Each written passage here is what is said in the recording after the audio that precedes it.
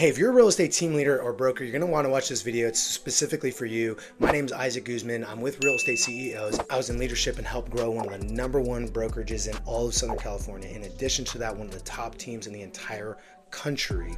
And so I have a proven track record of being able to help attract agents, train them up, and retain them. And what we're going to be talking about today is one of the most frustrating things that team leaders go through, which is accountability with their agents. So I'm going to break that down for you right here in today's video and give you a quick overview of how I do agent accountability across small teams and across large teams. Let's jump right in.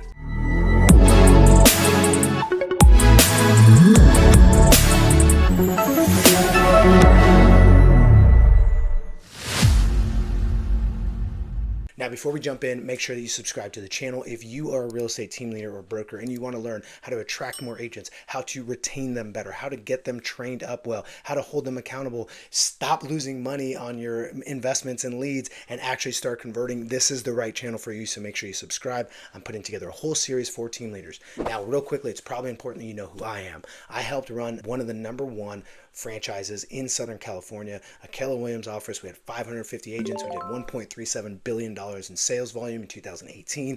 I went on to help grow a team that ended up becoming #1 in the world at EXP based on volume for 2 consecutive years. And we really grew that thing aggressively. And some of the main things that I did was recruiting, training, and retaining. And so accountability is one of the #1 things that's going to be important. It starts from day one. So here's the breakdown. I'm going to show you what we do on a one-on-one basis, and then also how you can break up if you have a larger team. So if you have a larger team, here's what I recommend. I recommend that you do something called quartiling. Now, quartiling is essentially taking your entire roster and breaking it into 3 distinct groups. What you're going to do is you're going to take your volume. Let's say you did $100 million, because at this point you got a pretty big team. You did $100 million in volume. Great. 33 million.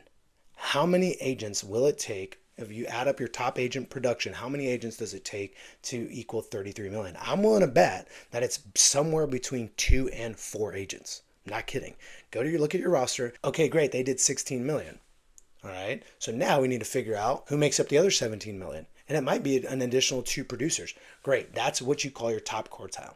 Then you take the next 33 million, 33.33 million. Right? And figure out who are the agents that make that up. So rank them based on volume, right? Highest producer all the way down to lowest. How many agents does it take to make roughly 33 million in volume? How about that middle group? And how about that bottom third? Those are your 3 classifications, right? And that allows you to look and say, okay, this group of agents at the bottom, they experience very similar challenges and need very similar coaching, training, and accountability. But that varies wildly from what the top people need.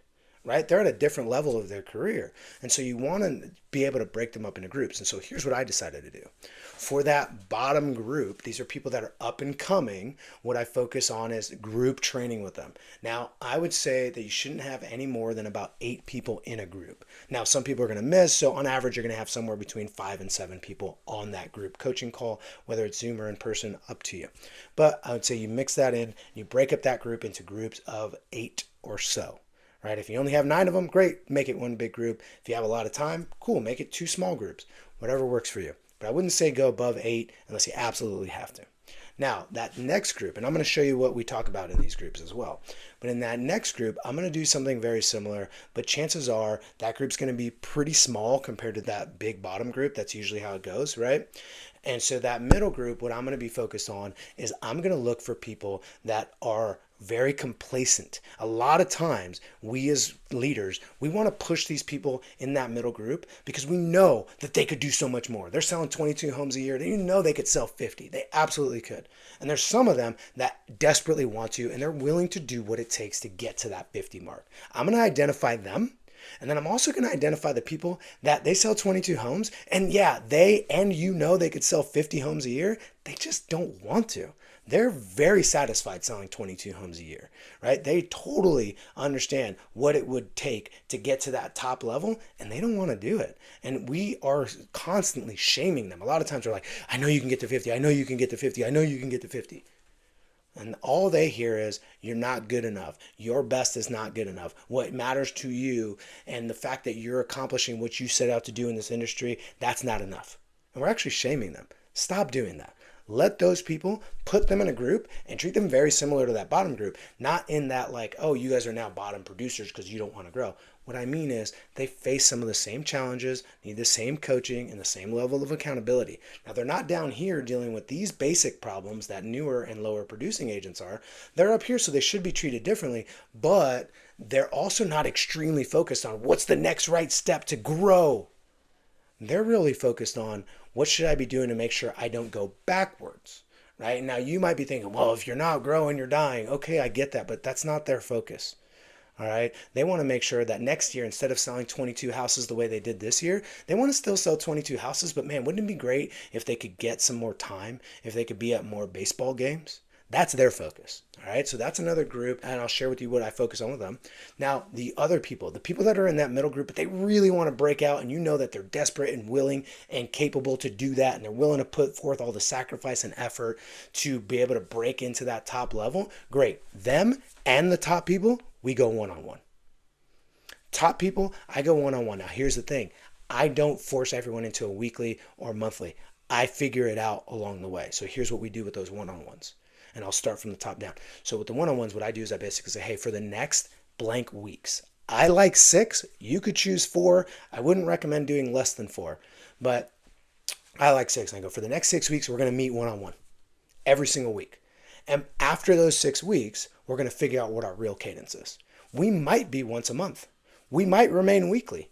And I'm going to customize that for them, right? Based on that. So like I had somebody, Brian on my team, it was like, man, we'd be lucky to get one in a month. He's busy, I'm busy. He comes to my door. We're both in the office all the time, or he knows exactly when to get a hold of me and how to get a hold of me.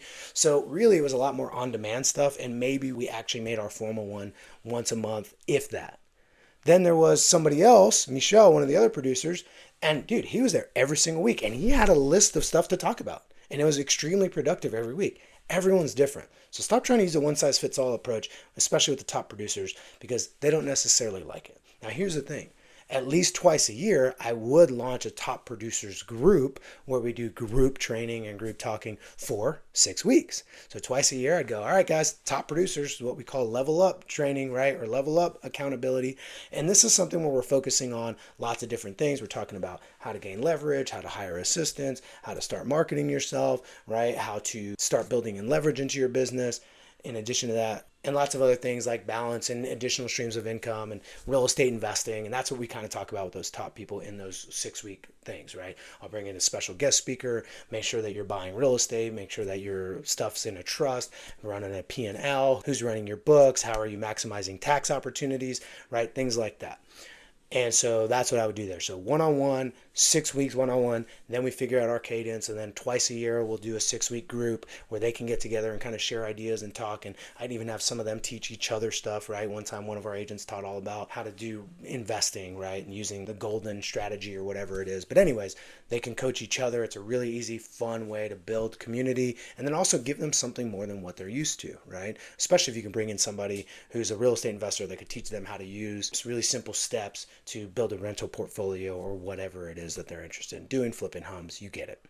All right. So how's a one-on-one structure? One-on-one structure is super simple. Write this down. First, hey, do you have anything that you need to talk about today? That's the first thing I would ask them. I want them to have that space. Then what we do is whenever we talk about that, we'll do a quick numbers review. Here's where you're at based on the last time we met. And this is for any one-on-one. I pretty much follow the same structure. Based on what we talked about, here's where you're at, gap to goal. What's your plan on doing something there? Okay, great. What actions do you want to take this week? Okay, amazing. Okay, what commitments are you committed to? Right? We'll go over commitments a lot of times to bridge any gap. If there is a gap in their business, which oftentimes there is, stated goal versus actual, right? We go, okay, what are the commitments that are going to fully support that goal so that you can actually hit it, right? Because it's not about setting goals. It's about what specific commitments you're going to honor this week, this month, whatever, in order to accomplish that goal. From there, we go over your top 3 clients. This is one of the most impactful things. Do not sleep on this. I know it sounds kind of boring, but it's really true. You go to their top 3 clients. Go, who are your top 3 clients right now that are most likely to actually enter into a transaction right away, like in time order? Not your favorite clients, the ones that are about to pop. Who are they? And so what I want to do is I want to get to 3 clients that are stuck somewhere. Now, if they go, oh yeah, Bob, we're just waiting on a counter, we're going to accept it. That doesn't count. I'm talking about people you're trying to move forward, right? What I want to do from there is once they name somebody, I go, okay, great. Where are they at in the process? Oh, they're out writing offers. Okay, why aren't they in escrow? Well, they keep lowballing. This is like a very real scenario. They keep lowballing offers. Okay, great. So here's what I know. They're actually stuck. They're stuck at the winning offer stage. Writing offers is very much a stage inside the real estate cycle, but writing winning offers is the next step, right? So they're stuck.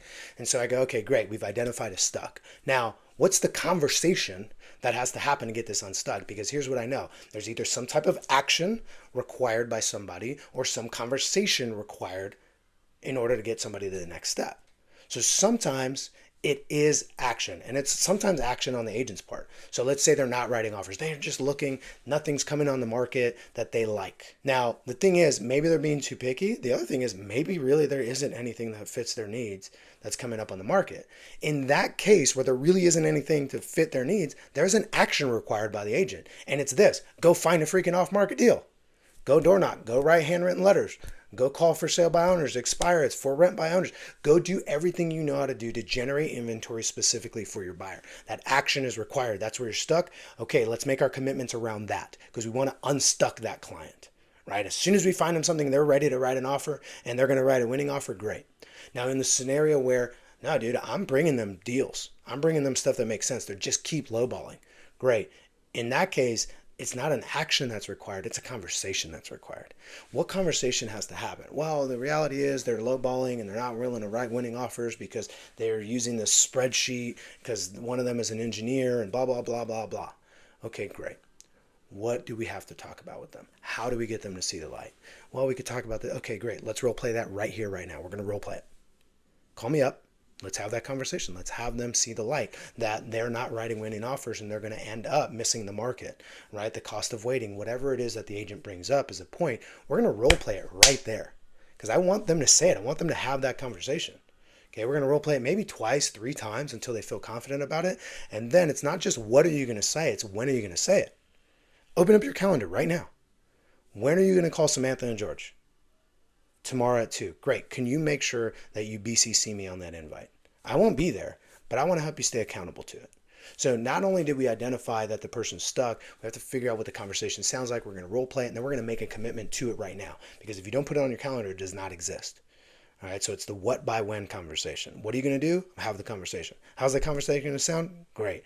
When are you going to do it? Awesome. That's your commitment. And we're going to do that with our top 3 clients and work on getting them unstuck. Because let's be real, I shouldn't give them 10 more leads. That's not going to solve their problem. It's moving these 3 people that are stuck along that are going to be the biggest thing for their business. And by the way, when that clears out, I can give them more leads. Right? So that's the best part. So now we're making commitments around that. All right. Now, after that, we've pretty much run out of time at this point. But one more thing you got to ask every time. Man, I'm so glad we made that commitment. By the way, Alex, is there anything else I should know? This is where you're going to hear stuff that you might not want to hear. They might tell you, yeah, you know what, I was actually thinking about leaving the team. I've been interviewing around. Because at that point, they're thinking maybe you know something. Maybe it's good or bad. Yeah, you know what, actually, one of the main reasons I've been missing team meetings isn't just because I've been busy. My wife and I have been trying for the last year and a half, and we thought we were pregnant, and, you know, she miscarried. Dude, that's tough. They don't lead with that right out the gate. And if all you do is talk about numbers, you're never going to get that kind of information. You need to be open with them at the end. Hey, is there anything else I should know? Now, they're going to think you either know something and confess, which, like, let's hope that's not the case, or they're going to share with you something deep that, man, it's going to give you that insight to help them, to really empower them, to give you a better and deeper relationship and understanding of who they are as a person, which means you're going to be that much better at coaching and training and guiding them and leading them. So that's a really important part of that. All right, so that's one-on-ones. Group coaching is really simple. You take the last 10 questions that you got from that group and you base training around it, around the core principles of how to solve those things. Because here's the thing about all coaching, okay? Your goal should be this.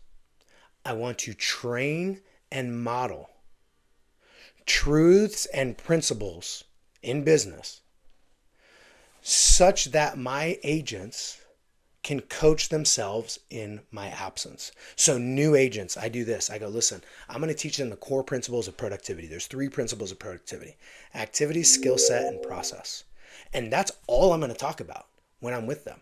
I'm going to teach them activity, skill set, and process. I'm going to explain to them why. I'm going to define what all those things mean, and I'm going to beat that into them over and over and over again. So every problem they bring me, I'm going to help them realize that every problem they have in business, if they're not getting where they want to get to, or they got to where they want to get to and want to break through to the next level, it's all going to be based on some version of increase activity, enhance your skill set, or refine your process. And it might be all three, right? But in that level, what I'm teaching is the principle of productivity, that there's nothing that you can't do if you focus on increasing your activity, enhancing your skill set, and refining your processes, right? That'll always increase your production.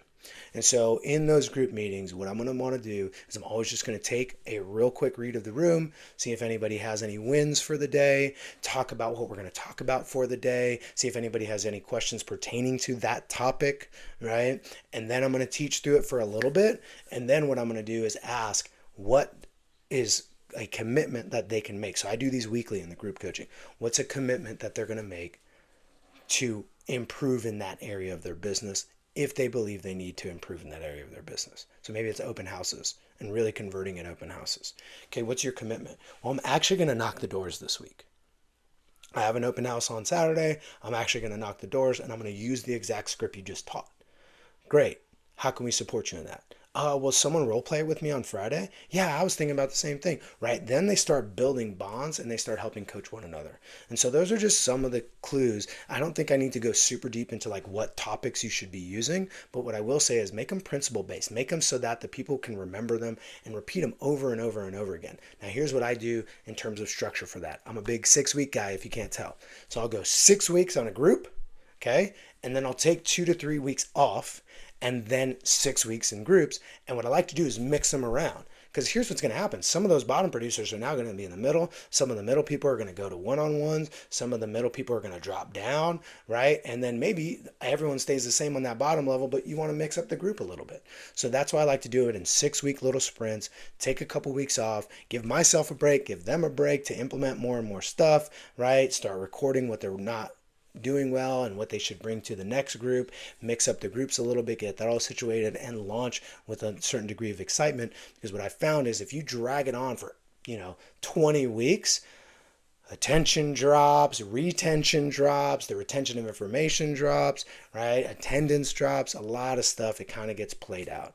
So in a way, minimizing it to those 6 weeks also helps refresh you. You might get some ideas. You might bring in some special guests, and those 2 to 3 weeks off help you plan better. So hopefully you got a ton of value out of this, because running teams and making sure agents are staying accountable is not the easiest thing. There's no one size fits all approach. This is what I have found to work really, really well for me, lots of my friends, and even my coaching clients. So if you want to learn more about how to grow your business, make sure you book some time with me. You are welcome to pick my brain. In the description of every single video, I drop my direct link where you can book one-on-one time with me, even my phone number. So make sure you reach out to me if you ever need any help on this, and hopefully you get a ton of value out of this team leader series that's all about growing your team, helping them stay accountable and more productive. Thanks so much for your time. Make it a great day and keep on crushing it.